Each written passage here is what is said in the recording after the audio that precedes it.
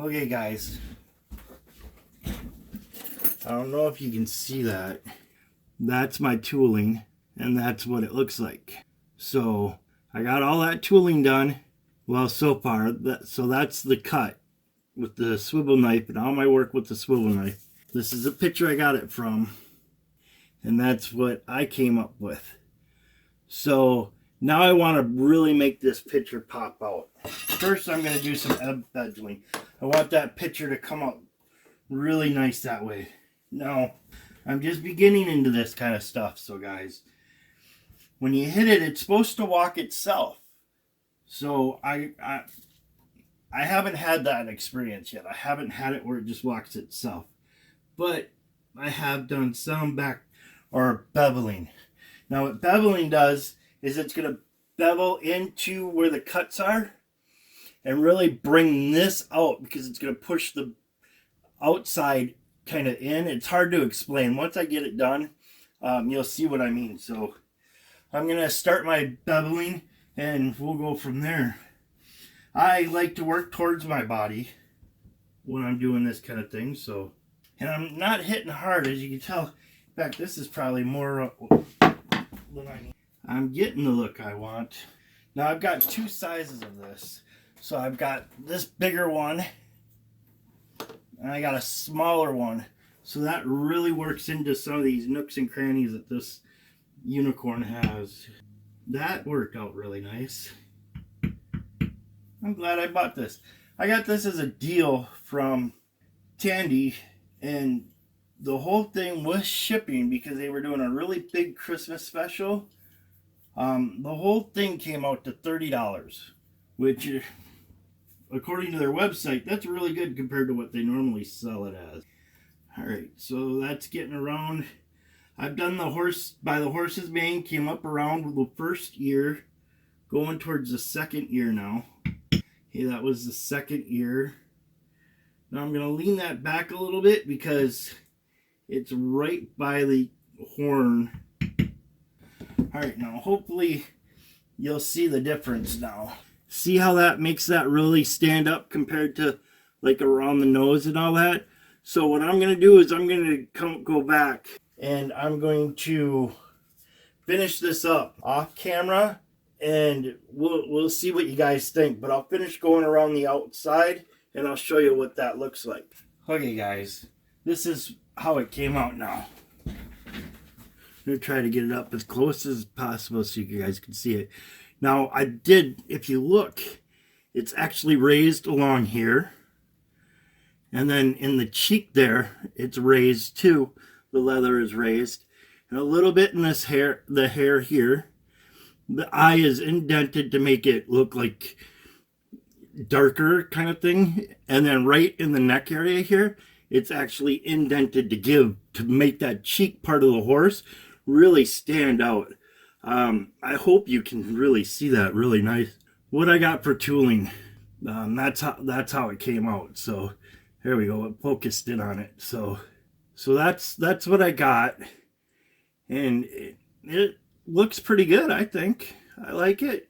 So I got the KKE, and then I got the horse where there, and then it was all on one side, but you can't see what I'm showing you.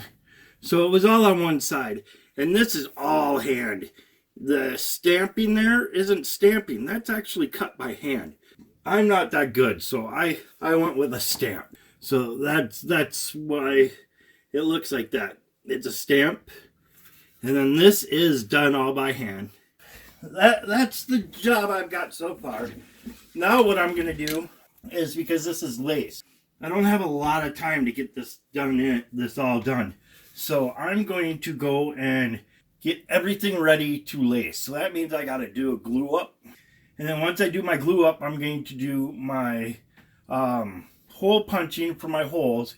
Because here he uses a chisel, but I use a hole punch. So I'm going to go through, do the hole punch, and get everything glued up.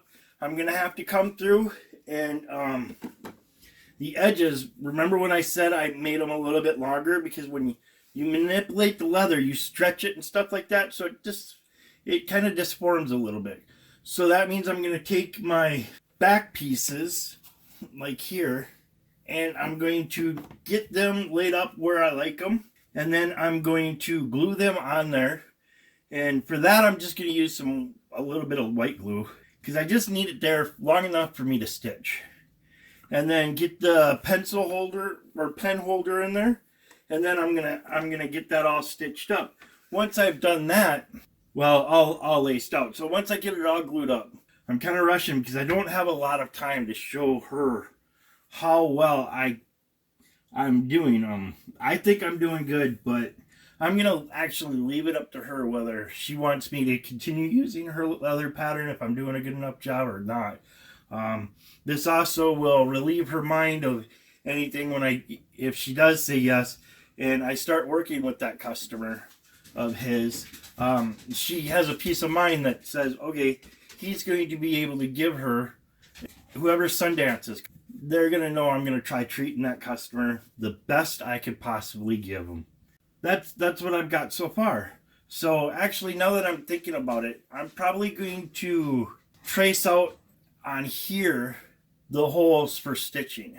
And then once I do that and pop those holes, I'm going to dye this, and then I'm going to transfer those holes to my other piece and do it that way. I think that's probably the best. That way I can get it all dyed and looking good too.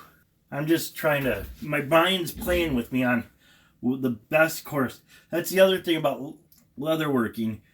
Planning out how you do things works the best, because right now it's wet, so it would be a good time to dye also. It's got a little bit, I've been told that if you got a little bit of moisture in there, and then you put your dye on there and you got a little bit of wet sponge, it makes a more even coat. So that's what I'm going to try shooting for. So I know also that I want the holes to have a dye inside them. So I think I'm going to do the stamp, dye this, mark it, put the holes in the rest, dye them up, glue up, and assembly. So I think that's my course of action now. So after I get done with the outline for the stamping and come through for stamping, I'll show you how I go through and do that pattern too. So I'll be right back. I'll get all set up for that, and that'll also probably be a different segment also. But thanks for watching, guys, and this is the work on the Sundance checkbook, and I really hope she likes it. I hope I'm doing her husband proud by trying to help one of his customers out that he can't help anymore. All right, guys, have a good one, and we'll see you around.